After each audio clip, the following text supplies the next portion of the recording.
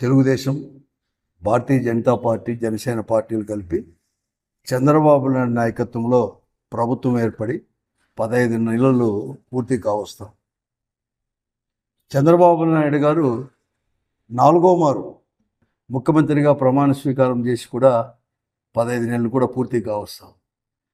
ఇప్పటికే 4వ మారు ముఖ్యమంత్రి అయినాక 78వ స్వాతంత్ర దినోత్సవం తరపున కూడా అతనే ప్రజలను ఉద్దేశించి కూడా ప్రసంగించాడు. ఆ రోజు వారు ఇచ్చిన హామీలు కానీ అవన్నీ కూడా అమలు పరుస్తామని చెప్పేసి ఆ రోజు ప్రజలకు కూడా సందేశం ఇవ్వడం జరిగింది.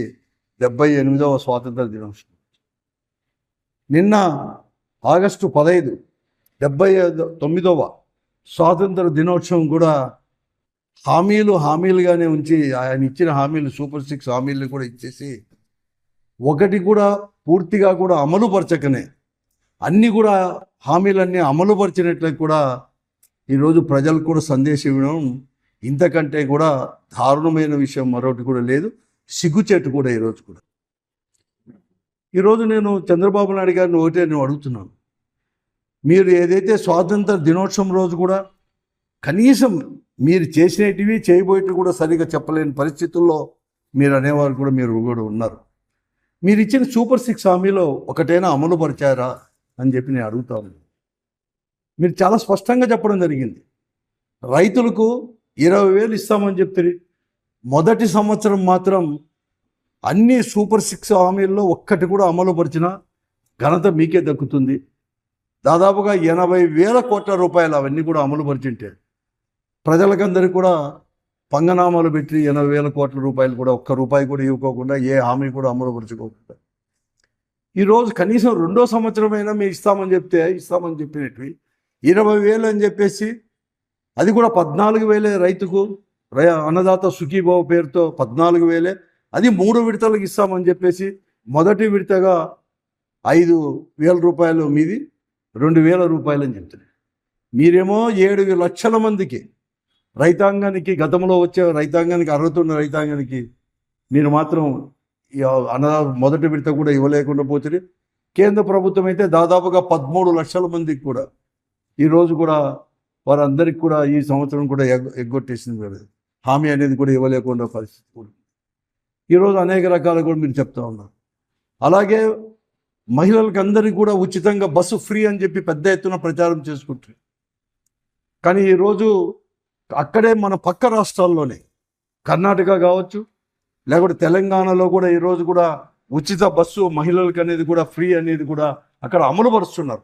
కనీసం అక్కడ ఇచ్చిన అమలుపరిచినట్టు కూడా అమలుపరుచుకోకుండా ఈరోజు కేవలం 7 రకాల బస్సుల్లో అని చెప్పి ఫ్రీగా అని చెప్పి అది కూడా ఇంటర్స్టేట్ బస్సుల్లో లేవని ఎక్స్ప్రెస్ బస్సులు అని చెప్పి చెప్పారు. కానీ ఆ ఎక్స్ప్రెస్ బస్సుల్లో కూడా ఇక్కడ నాన్ స్టాప్ బస్సులు అయితే మళ్ళీ లేదంటారు.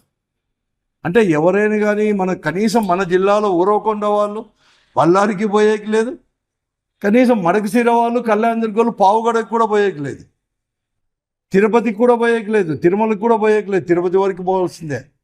అది కూడా నాన్ స్టాప్ బస్సెస్లో కాకుండా మాత్రమే ప్రయాణం చేయాలి. ఎవరిని మోసం చేయడానికి మీరు ఎంత కూడా చెప్తున్నారు?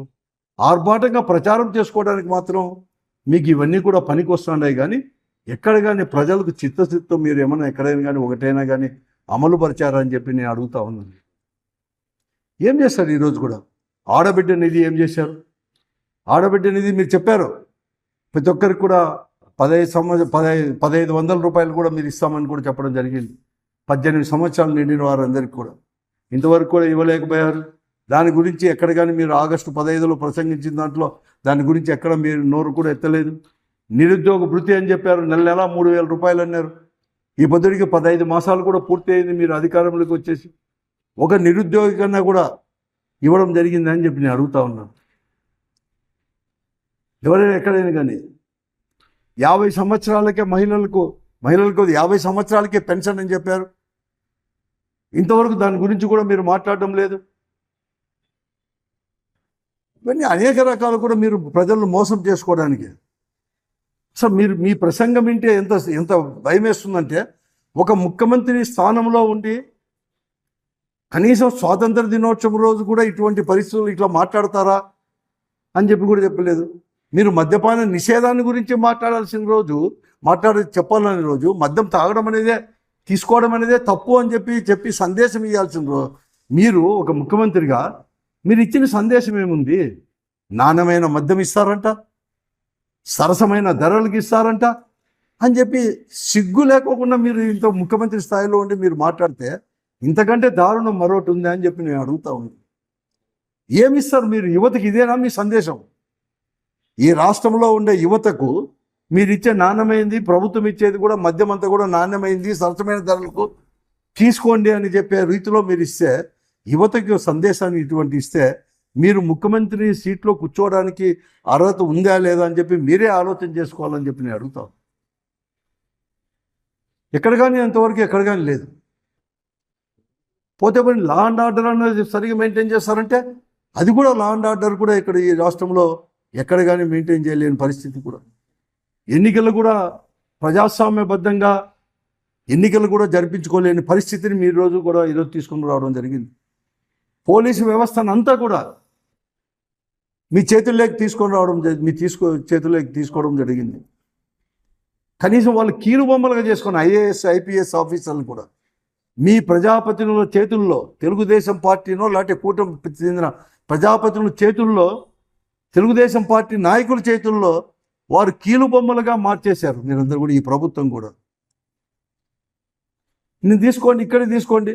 ఆ రోజు తన్మయ్య అనే ఒక అమ్మాయి ఇక్కడ అనంతపురంలోనే సరైన టైంలో సరైన కూడా స్పందించింటే, పోలీసు వారు స్పందించింటే అమ్మాయి ప్రాణం కాపాడేవారు. ఆ రోజు వాళ్ళు చేయలేదు కాబట్టే అమ్మాయి ప్రాణం కూడా పోయింది. పెద్ద ఎత్తున ప్రజా వ్యతిరేకత వస్తే కేవలం ఒక సీఐని సస్పెండ్ చేసి చేతులు దులుపుకున్న పరిస్థితి ఈ జిల్లాలో. మీరంత ఉదాసీనంగా ఉన్నారు కాబట్టే ఈరోజు కళ్యాణ్ దుర్గ్లో ఏం జరిగింది? కళ్యాణ్ దుర్గ్లో శ్రావణి అనే అమ్మాయి ఆత్మహత్య చేసుకుంటూ స్వాతంత్ర దినోత్సవానికి ఒకరోజు ముందు రాత్రి ఆత్మహత్య చేసుకుంటూ ఒక ఆడియో రికార్డ్ చేసి ఫోన్లో పెట్టేసి చనిపోయింది. ఆ ఆడియో రికార్డ్ వింటే నిజంగా కూడా ఒళ్ళు గగురు చెందుతుంది, ఏడుపు అనేది వస్తుంది. ఆ అమ్మాయి యొక్క దీనస్థితి అని చేసేది కూడా కళ్యాణ్ దుర్గ్లో ఒక నియోజకవర్గ కేంద్రంలో డిఎస్పి స్థాయి సిఐలు అంతమంది ఉండే దగ్గర ఆ అమ్మాయి చెప్తా ఉంది, నేను అనేక మార్లు కూడా మా కుటుంబంలో జరుగుతున్న పరిణామాలు, భర్త కానీ మామ అత్త వాళ్ళు పెడుతున్న బాధలు, వారు మాట్లాడుతున్న తీరు అనేక మార్లు కూడా పోలీసు వారికి విన్నవించినా సరిగా స్పందించలేదు, సరైన న్యాయం జరగలేదు. అంతేకాదు తెలుగుదేశం పార్టీ వారు కూడా చాలా స్పష్టంగా చెప్పింది ఆమె, తెలుగుదేశం పార్టీ వారు కూడా న్యాయం చేయలేకపోయారు. నేను ఈరోజు అడుగుతా ఉన్నాను, ఈరోజు ప్రభుత్వాన్ని కానీ లేకపోతే పోలీసు అధికారులు కానీ, ఈరోజు నేను ఎస్పీ గారిని వాళ్ళు కూడా మళ్ళీ మాట్లాడితే అక్కడ ఉండే వాళ్ళు దాన్ని ఎంక్వైరీ చేస్తారు. అక్కడ ఉండేవారే ఎంక్వైరీ చేసింటే ఆ అమ్మాయి యొక్క ఆడియో ఏదైతే ఉందో అమ్మాయి చెప్పిన ప్రకారం అక్కడుండే పోలీసు అధికారులతోనే న్యాయం జరగలేదంటే అక్కడ వాళ్ళే ఎంక్వైరీ చేస్తారంటే న్యాయం అనేది వస్తుందా, నిజం అనేది బయటకు వస్తుందా? ఈరోజు ఎస్పీ స్థాయిలో డిఐజీ గారికి ఎస్పీ గారికి నేను విన్నవించేది ఒకటే, లేకపోతే హోమ్ మినిస్టర్ గారికి ముఖ్యమంత్రి గారికి నేను విన్నవించేది ఒకటే, దీనిపైన పెద్ద ఎత్తున ఎంక్వైరీ చేయండి. ఎవరు ఆ పోలీసు అధికారులు? అంత ఉదాసీనంగా వ్యవహరించిన వారు, న్యాయం చేయలేకుండేవారు ఎవరు? ఆ తెలుగుదేశం పార్టీ వారు. దాన్ని బయటికి తీయాల్సిన అవసరం ఉంది. కానీ ఎక్కడ కానీ ఆ స్పందన లేదు పోలీసు వ్యవస్థలో. ఈ జిల్లాలో ఒక యంగ్ ఐపీఎస్ ఆఫీసర్ను కూడా తెలుగుదేశం పార్టీ నాయకులు ఎలా అంటే అలా మాట్లాడితే కూడా బహిరంగ మాట్లాడి ఆడియోలు అన్నీ కూడా మీరు బయటికి ఇచ్చినా కూడా వారిపైన యాక్షన్ తీసుకునే దాంట్లో కూడా ఎక్కడ కానీ లేదు. ఇంతకంటే దిగజారు సిగ్గుచేటు ఏమన్నా ఉందా డిపార్ట్మెంట్కి కానీ ఎవరికి కానీ ప్రభుత్వానికి కానీ? అసలు ప్రభుత్వం అనేది ఉందా అని నేను అడుగుతాను. అందుకోసం ఈరోజు ప్రజాప్రతినిధుల చేతుల్లో ఈరోజు జిల్లా కేంద్రం నుంచి అనేకమైన అఘాయిత్యాలు జిల్లా కేంద్రం నుంచి ప్రతి నియోజకవర్గం మండల స్థాయి వరకు కూడా గ్రామ స్థాయి వరకు అనేకమైన అఘాయిత్యాలు జరుగుతున్నాయి. ల్యాండ్ గార్బింగ్ జరుగుతూ ఉంది. భూ ఆక్రమణ చేసుకుంటున్నారు. మాట్లాడే వాళ్ళే లేరు, అడ్డం చెప్పేవాళ్ళే లేరు అనే పరిస్థితుల్లో ఈరోజు పోతున్నారు. ఇంతకంటే దిగజారేది ఏమన్నా ఉందా? ఇంకా శాంతి భద్రతల పరిస్థితులు చూసేలాగుంది. విచ్చలవిడిగా మద్యం అనేది కూడా ఎక్కడ చూసినా కూడా అమ్ముతున్నారు. ఏరులే పారే పరిస్థితి ఉంది. బహిరంగ కూడా తాగుతూ ఉన్నారు. సోడాల బంకుల దగ్గర, డ్రింకుల బంకుల దగ్గర, హోటళ్లలో ఎవరు కానీ మాట్లాడేవాళ్ళు లేరు. అధికారులు ఏమో మామూలు తీసుకొని వారు ఊరికే అయిపోతున్నారు. ఎందుకంటే ఇవన్నీ మద్యం షాపులన్నీ కూడా ఎమ్మెల్యేలకు సంబంధించినటివే, అన్ని నియోజకవర్గాల్లో కూడా, రాష్ట్రమంతా కూడా. ఈరోజు ఈ పరిస్థితి అనేది కూడా ఈరోజు కూడా ఇంత దారుణంగా ఉంది. శాంతి భద్రత పరిస్థితి ఎలాగుంది, హామీల పరిస్థితి ఎలాగుంది, కానీ మాటలు మాత్రం కోటలు దారుతున్నాయి. అన్ని అబద్ధాలు చెప్తా ఉన్నారు. ప్రజలను మబ్బపెట్టి ఇంకా కూడా తప్పుదారు పట్టించాలని చెప్పేసి అనేది జరుగుతూ ఉంది తప్ప మరొకటి కూడా లేదు.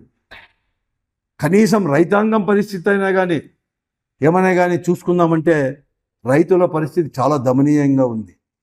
ఈ జిల్లాలోనే కాదు, రాష్ట్రంలోనే కాదు, ఈ జిల్లా యొక్క పరిస్థితులను కూడా మేము స్వయంగా కూడా అందరూ కూడా వైఎస్ఆర్ కాంగ్రెస్ పార్టీ తరఫున కలెక్టర్లకు కూడా విన్నవించడం జరిగింది. కలెక్టర్ ద్వారా ముఖ్యమంత్రికి, ప్రభుత్వానికి కూడా విన్నవించడం జరిగింది. గత సంవత్సరం 24-25లో కూడా ఖరీఫు, రబీ రెండు కూడా అతివృష్టి, అనావృష్టి వల్ల పెద్ద ఎత్తున కూడా తినింది. 2024-25కి సంబంధించి ఖరీఫ్లో కూడా బీమా సొమ్ము కూడా రైతాంగానికి చెల్లించలేదు. గతంలో అయినా కూడా జగన్మోహన్ రెడ్డి గారు ముఖ్యమంత్రిగా ఉన్నప్పుడు విత్తనం నుంచి పండించిన పంట విక్రయం వరకు కూడా అతనే బాధ్యత, అంటే ప్రభుత్వమే బాధ్యత తీసుకొని అనేక రకాల కూడా ఆదుకునేవారు. బీమా సొమ్మును కూడా, క్రాప్ ఇన్సూరెన్స్ కూడా, ఆ ప్రీమియం కూడా ప్రభుత్వమే చెల్లించేది కూడా, ఎప్పుడు కానీ చెల్లించేది. కానీ ఈరోజు ఈ కూటమి ప్రభుత్వం వచ్చిన తర్వాత రైతాంగం పైన భారం పెట్టాడు. కాబట్టి ఈ సంవత్సరం ఈ ఖరీఫ్కు ప్రతి సంవత్సరం కూడా 86 లక్షల ఎకరాల్లో ప్రీమియం అనేది కూడా కట్టేవారు ఈ రాష్ట్రంలో. కానీ ఇంతవరకు రైతాంగంనే కట్టుకోమని చెప్పారు. కాబట్టి ప్రీమియం కేవలం 14 లక్షల ఎకరాలకు మాత్రమే ప్రీమియం కట్టుకున్నాను. కానీ ఈరోజు ఎక్కడ కానీ ఈ వర్షాలు అనేది కూడా జూన్లో మొదటి వారంలో కురిసిన తర్వాత జూన్ కానీ, జూలై కానీ, ఆగస్టు మొదటి వారము పూర్తిగా కూడా వర్షాలు ఎక్కడ కానీ పడలేదన్నమాట. అక్కడక్కడ వేసుకున్న పంటలు ఎండిపోయాయి కంప్లీట్గా. ఎక్కడ కానీ అవి కూడా ఎండిపోయిపోయి వాడిపోయే పరిస్థితులు కూడా ఉన్నాయి. చాలా బీడు భూమి, ఎక్కడ కానీ పంటలు కూడా వేసుకోలేకున్నారు. మేము ముందుగానే హెచ్చరించాము కూడా ఈ ప్రభుత్వానికి, ఒకవేళ వర్షాలు వస్తే ప్రత్యామ్నాయంగా ఏం పంటలు వేసుకోవాలి, ఒక ప్రణాళిక రూపొందించుకోండి, ఒక ఐడి మీటింగ్ కూడా పెట్టుకోండి, చర్చించండి అని చెప్పి మేము అడిగాం. కానీ ఇంతవరకు కూడా లేదు. అదృష్టమో దురదృష్టమో ఒక వారం నుంచి వర్షాలు పడుతూ ఉన్నాయి, మాట్లాడే పరిస్థితి కూడా లేదు. ప్రత్యామ్నాయంగా ఏం వేసుకోవాలో కూడా తెలియదు. ఇప్పటికే వేరుశనగకు సీజన్ దాటిపోయింది, వేసుకోలేరు. పత్తి వేసుకోలేరు, ఆముదము వేసుకోలేరు, ఇంకేదో ఉలవలో కందులు కూడా వేసుకోలేరు. ఇంకా ఉలవలో సద్దలో ఏదన్నా కానీ వేసుకోవాలి. విత్తనాలకు కనీసం, ఎందుకంటే ఇప్పటికే విత్తనాలు కొనుక్కొని పెద్ద ఎత్తున నష్టపోయారు. ప్రత్యామ్నాయంగా ఏమైనా కానీ ఆ విత్తనాలు ఇవ్వడమా, ఇలాంటి ఏం చేయడము, ఎలా ఆదుకోవడము, కనీసం మాట్లాడిన పరిస్థితి లేదు. ఒక్క మీటింగ్ అనేది కూడా ఇంతవరకు కూడా సమావేశం జరపలేదు. 2 నెలలు పైన అయిపోయింది. ఈ జిల్లాలో అసలు ప్రజాప్రతినిధులు ఉన్నారు అంటున్నా. మీ సంపాదన తప్ప ఈ ప్రజాప్రతినిధులకు వారి సంపాదన, వారి ఆదాయము, దినదిన ఆదాయం ఎంత రావాలి అని చెప్పే తప్ప ఈ జిల్లా రైతాంగం ఏమైంది, వారి పరిస్థితి ఏమి, ఎవరికైనా ఆలోచన చేసేవాడే లేడు. అధికారులు కానీ లేడు, ప్రజాప్రతినిధులు లేదు, ప్రభుత్వంలో అసలు ఎవరికీ పట్టలేదు వ్యవసాయక మంత్రులకు. అంతెందుకు యూరియా పరిస్థితి మేము చెప్పాము. యూరియా, డిఏపి యొక్క పరిస్థితి ఈ జిల్లాలో రాష్ట్రం అంతా అట్లే ఉంది. ఈ జిల్లాలో కూడా అదే పరిస్థితి ఉంది. దానికి అవసరం ఉంది. ఈరోజు ఎక్కడ చూసినా క్యూలు ప్రతి వార్తాపత్రికలో కూడా వస్తున్నాయి. ఉదయం లేస్తానే అక్కడ క్యూలు ఉన్నాయి, ఇక్కడ క్యూలు ఉన్నాయి, లైన్లు వరుసగా నిలబడుకున్నారు, యూరియా దొరకడం లేదని. పోతే పని యూరియా రాలేదంటే టన్నులు కూడా ప్రతి దినం ప్రతి వారం దినమార్చి దినం కూడా రైల్వే ట్రాక్లో మాత్రం దిగుతానే ఉంది అనంతపురం జిల్లాలో. కానీ రైతాంగానికి మాత్రం యూరియా లేదు, డిఏపి లేదు. అదే బ్లాక్లో బస్తాకు 50 రూపాయల నుంచి 100 రూపాయలు ఎక్కువ చెల్లిస్తే యూరియా వెంటనే ఇస్తున్నారు. అడగండి, డిస్ట్రిబ్యూటర్ల నుంచి ఎక్కడ పోతుంది? డిస్ట్రిబ్యూటర్లకు చేరుతూ ఉంది. డిస్ట్రిబ్యూటర్ల నుంచి ఎక్కడికి పోతుంది? ఎవరి ప్రమేయంతో పోతుంది? ఏ డిస్ట్రిబ్యూటర్కి ఎంత వచ్చింది? ఎక్కడ రిటైల్ షాపులకు ఎక్కడ ఇచ్చినారు? ఎంత ఇచ్చారు? వారు ఎవరికి అమ్మినారు? ఏ రైతుకి అమ్మినారు? ఏ సొసైటీలో అమ్మినారు? ఇవన్నీ బయట తీసి సమీక్షించుకోవాల్సిన అవసరం ఉంది కదా. మేము ఆ రోజు ఇదే జిల్లా కలెక్టర్ గారికి మేమందరూ కూడా పోయి ఇచ్చేసాం. ఇంతవరకు లేదు. పెద్ద ఎత్తున బ్లాక్లో జరుగుతూ ఉంది. దాని గురించి కూడా మాట్లాడే పరిస్థితి కూడా లేదు. ఇటువంటి పరిస్థితుల్లో ఈరోజు రాష్ట్రం అంతా కూడా ఉంది. ఇప్పుడైనా కానీ వెంటనే ప్రభుత్వం కూడా ఇచ్చిన హామీల ప్రకారం సూపర్ 6 హామీలు కూడా అర్హత ఉన్న వారందరికీ కూడా ఇవ్వాలి. ఈరోజు మద్యం ఏదైతే ఉందో ఏరులై పారిస్తూ ఉన్నారో దాన్ని వెంటనే కూడా అరికట్టాలి ఈరోజు కూడా అని చెప్పి నేను అడుగుతా ఉన్నాను.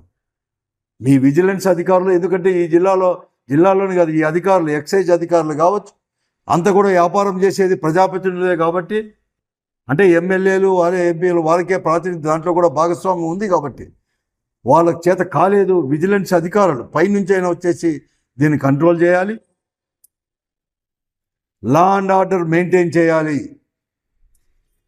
ఈరోజు మరొక తన్మయ మాత్రమే కాకుండా ఈ ప్రభుత్వం వచ్చిన తర్వాత కళ్యాణ్ దుర్గలో కూడా ఈరోజు ఏదైతే శ్రావణి అనే అమ్మాయికి జరిగిందో పెద్ద ఎత్తున ఎంక్వైరీ చేసి ఏ పోలీసు అధికారుల్లో లేకపోతే ఏ పోలీసు వారు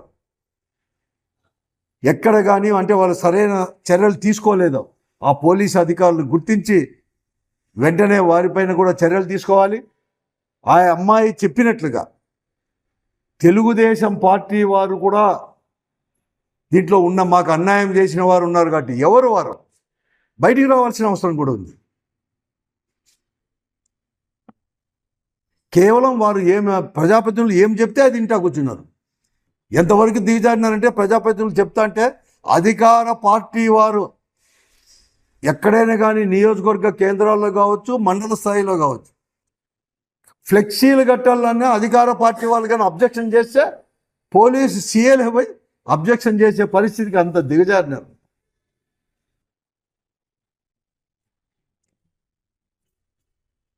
లా అండ్ ఆర్డరే లేకుండా పోయింది. ఎస్పీల మాట కూడా ఎవరు కానీ వినే పరిస్థితులు లేరు. ఈరోజు ఎమ్మెల్యేలు ఏం చెప్తారు, మంత్రులు ఏం చెప్తారు అనే పరిస్థితిగా ఈరోజు కూడా ఉంది. అవినీతి ఇవన్నీ కూడా ఉంది. ఇది చంద్రబాబు నాయుడు గారు ఈరోజు చెప్పాల్సింది. దాన్ని ఎలా అరిగడతాడో చెప్తాడని చెప్పి మేము 75వ స్వాతంత్ర దినోత్సవం చూసాం. కానీ ఇంత దిగజారి ప్రజలకు సందేశం ఇస్తాడని లేదు. కాబట్టి ఇప్పుడైనా కూడా మార్చుకోవాలని చెప్పేసి కోరుతాం.